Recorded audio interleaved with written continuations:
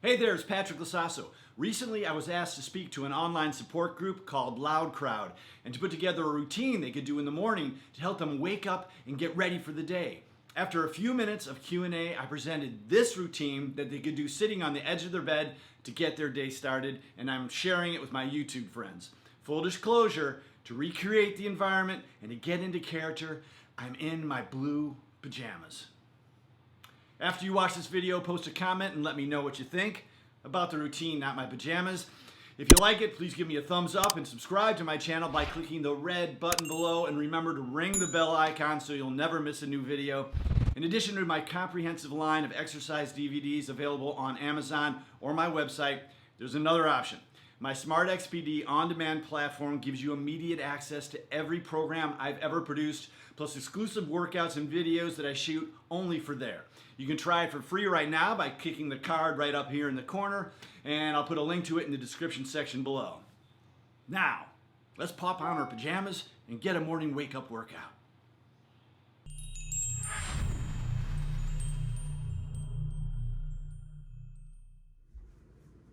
Okay, let's get going.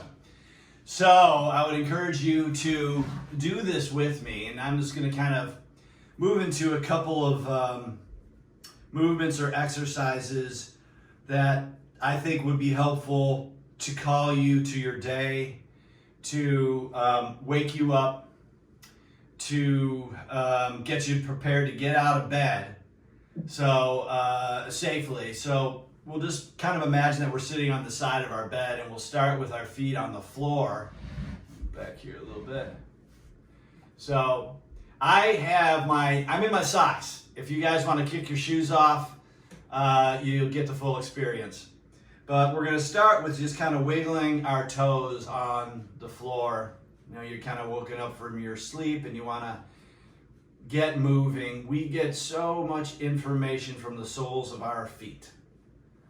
We don't notice it, right? But we process what kind of surface we're on. Is it slippery? Is it ice? Is it a carpet? Is it a wood floor? Is it a marble floor? We can perceive those things. So we want to kind of open up or wake up the soles of our feet just to kind of start here. And then slide the foot forward and back here. And as you're doing so, kind of move yourself around. If you are wearing pajamas like I'm doing, you can kind of move yourself forward and back and begin to develop that awareness of your full self by feeling the fabric cross your skin, both front and back. Let's go ahead and lift the toes and lift the ankles up and down. And align your posture to a neutral position. Take a big breath in through the nose and out through the mouth. And again, in through the nose and out through the mouth. And now let's go ahead and let our feet rest on the floor. Let's go all the way up to our head. And just turn your head all the way to the right. And then come back through, swivel back through center to the left. And come on back to center and tilt your right ear towards your right shoulder. And left ear, left shoulder. And let's come back up to center. And one of the moves I really have become fond of is a lean forward from the hip, taking your full spine, and turn this way just so you can see it, your full spine with you, avoiding the inclination to extend your head up to keep your eyes on the viewing device. Seek to be able to feel or perceive your spine and come forward only from the hip. Just a couple of times. Sometimes doing nothing is harder than doing something. Leaving that spine alone, isolating the movement from the hip. The move right there. And since Greg and I talked at the beginning about the face, I wasn't planning on doing this, but I think it would be a good way for us to begin some bigger movements by turning on the muscles of the face. Now, here's the deal. I need you to quietly go about giving yourself license to be ridiculous, to be goofy. You're on your bed. As long as your partner is asleep or not looking, you won't terrify them. You might if they're looking, so just be cautious with this one. What we're gonna do is we're gonna open our eyes up, crazy eyes, big mouth. And we're gonna make some noise. It might even prompt you to yawn. That's good. And now we're gonna sneer. Maybe think of Captain Hook. You can make some noise like that as well. And now into a giant smile. A bright smile. Maybe inform that smile with the word joy, what you're gonna experience for the day. Joy, joy, joy. Okay, one more time. Big eyes, big mouth. Breathe. Yeah, don't plan it, just make a little noise. And now frown with your eyebrows and your mouth as hard as you can. It's amazing, there's fascia that attached to the top here. You don't realize this, but you're improving your flexibility by furrowing your eyebrows. It's true. And into a giant smile. I'm ready to start my day. And we're gonna bring our arms out and our legs up. And we're gonna stretch all the way up, opening our hands up. And then we're gonna lower them back down. And up overhead, stretch, stretch, stretch, waking ourselves up and down. Let's do one more. And even 3, up and down. Tilt forward from the hip in the move, bringing your spine with you. One more time. And then sit up tall and let's shrug our shoulders. Up and down with the shoulders a couple times. Breathe. And let's go back to the head again and let's turn our head to the right. And let's press back across to the left, slowly. You might hear some crinkles and crackling in the neck. As long as there's no pain, you just keep going. Tilt your right ear to your right shoulder. And then up across, left ear, left shoulder. Back to center. And let's again push a foot forward and back, reminding ourselves of the floor. Our feet probably feel a little more awake now.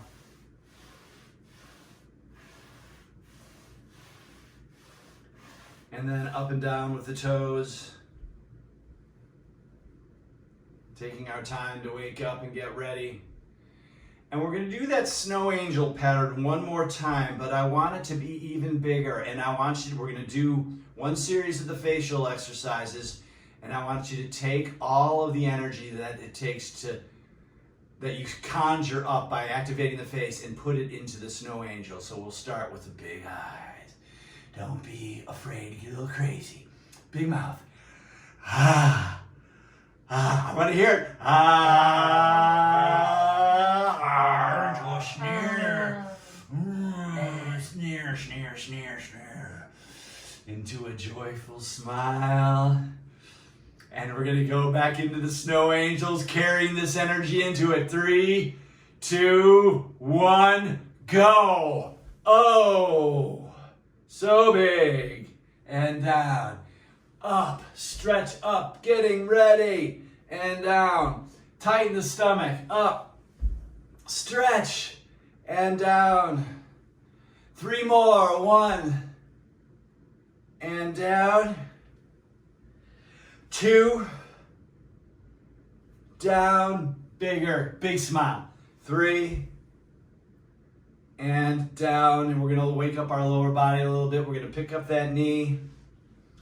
And we're going to keep that chest tall and open with our strong upper body. And we're going to roll the ankle around a little bit. Good. And back down to the floor and switch. Pick that knee up. And I am going to go into one of my favorite little stretches and little stories, and I call it 5 scoops of ice cream.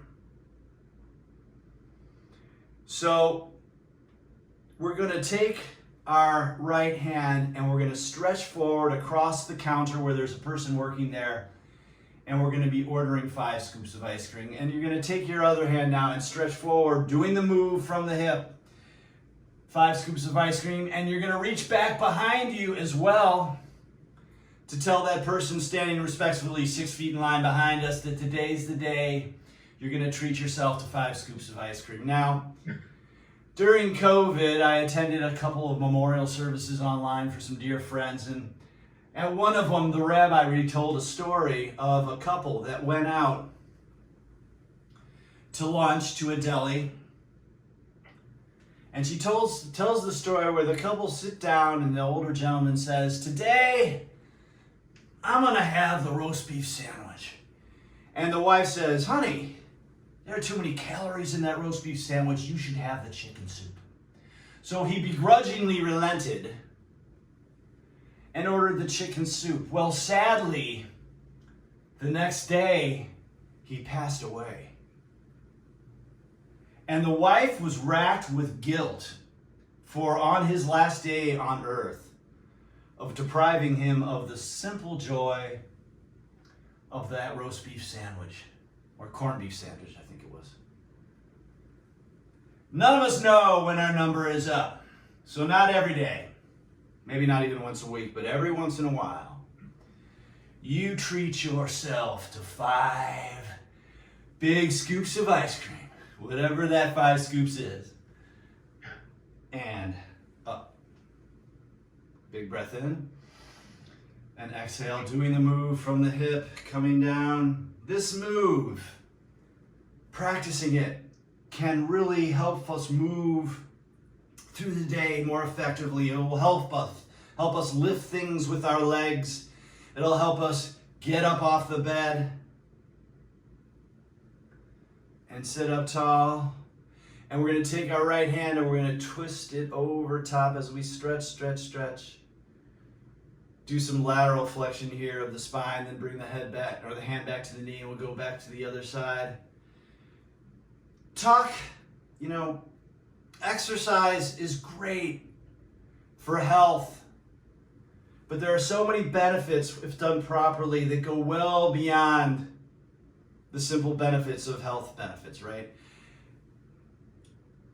The practice throughout the day, the quiet mindfulness of going through maintaining posture, of moving properly, of getting that brain-body connection, getting in touch with the body, about walking as we're practicing how to walk. Technique, so important. So I'm going to share with you a little bit for you to kind of think about throughout the day and to build, I call it ground zero. Let's come on back to center. We did some lateral flexion. Let's take the right leg, arm, bring it over here to the left knee. Let's do a little twist. I was doing a talk in Pasadena years ago, and I got a gift. It was a question. It was in the form of a question. This little woman came up to me and she said, "Patrick, that talk was amazing." No, she didn't say that, but she said, "Patrick, I have Parkinson's. What's the most important part of my body?" Turn back this way again. Now, I hadn't thought of it, and I tell her, I don't know, but it set me off on this journey to figure out what's the most important part of your body if you have Parkinson's. And I call that part ground zero. And I'm not going to tell you where that is today. Just kidding, I'm going to tell you. Let's go back to the leg, pick the leg up and roll the ankle. Over the years, I've decided that for me, the most important part of your body for someone with Parkinson's is a part of your body that is hard for us to get in touch with. Parkinson's can affect parts of our body that are hard for us to access, to understand. Posterior structures we can't see, affects the back. Internal structures, the spine.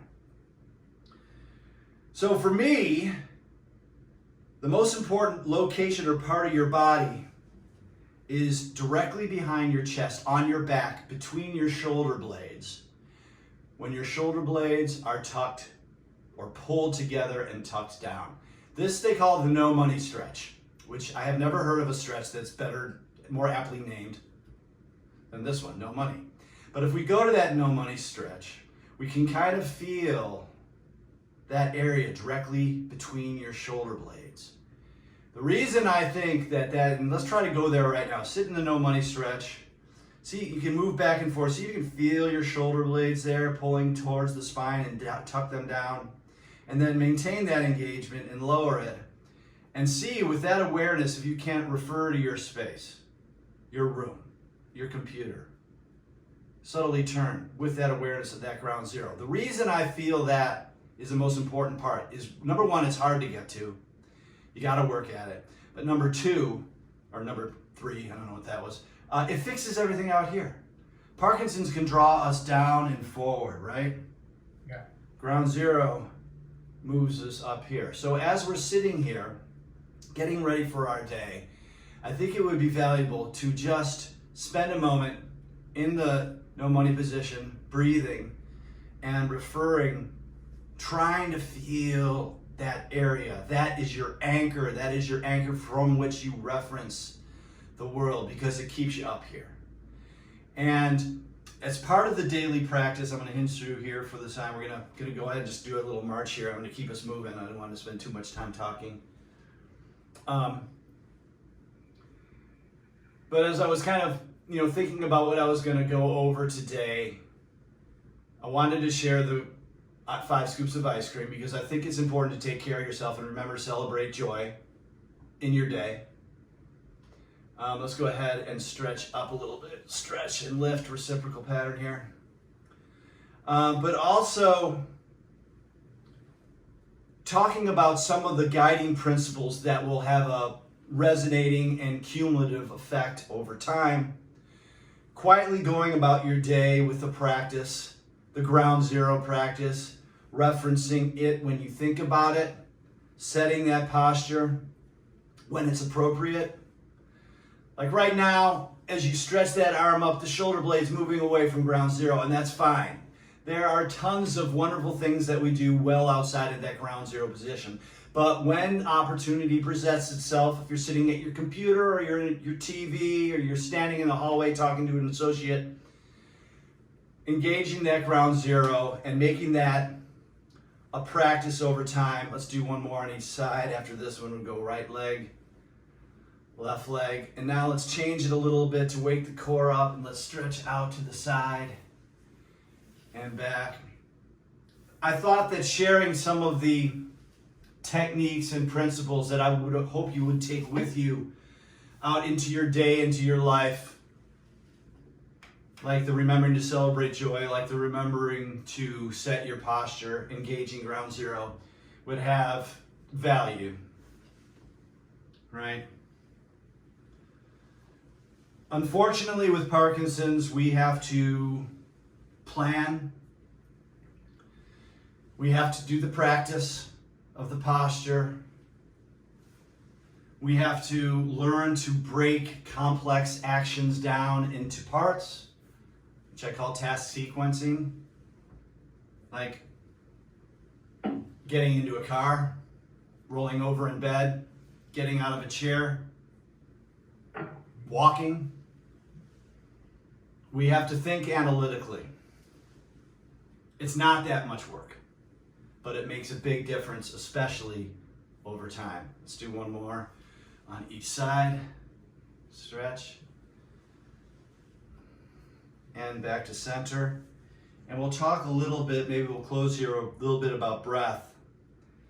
We've all heard, especially if you're an actor, when you acted in high school, whenever it was, breathing from the diaphragm, right? Yeah, we breathe from the diaphragm, but we also breathe from the chest and the ribs. So we're gonna take a big chest breath. Put your hand here, big breath in through the nose, and exhale. Feel that chest rise up. We're almost ready to get out of bed. You can feel it. Now let's move that hand down to below your belly button, and you're gonna make yourself have a pudgy stomach and breathe in there from the diaphragm. Breathe normally. We're going to put one hand on the stomach here, one hand on the chest, and we're going to take a huge breath in until we can't cram any more in. It's going to come in through the nose, and then we're going to collapse our breath. We're going to push that air all the way out until we can't get any more air out. Cram it in. Here we go.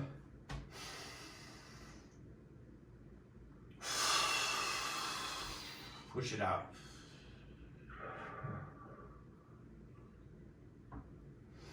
And now breathe naturally. We'd be well served to do that a couple times a day. We all carry around residual air. Getting it all out and getting some fresh air in is good. We want to avoid shallow breathing. Remember to take some healthy breaths throughout the day. You maybe now, even after just doing that, the face maybe feels a little more alert, a little more awake. Let's end with one more big face, just because it's so ridiculous and you won't forget it. By the way, I tried this when I was at the driving range to see if it made my drive go further, and it didn't. But it did create some space. People were backing up. All right, here we go.